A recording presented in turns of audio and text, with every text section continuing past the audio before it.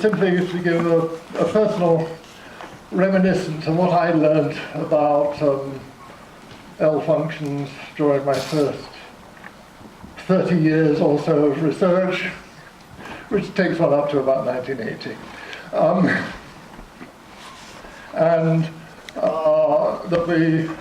I was intending to have three sections. One is classical, it looks as if something was going on. And then the penny dropped, and we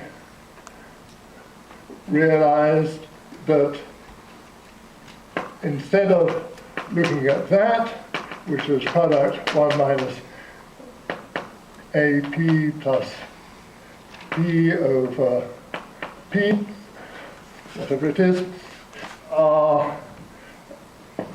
we ought to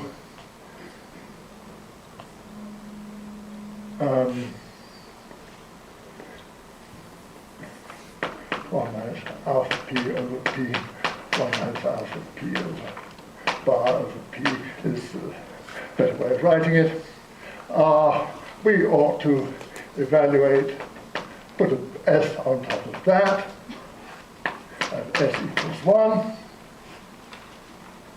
and then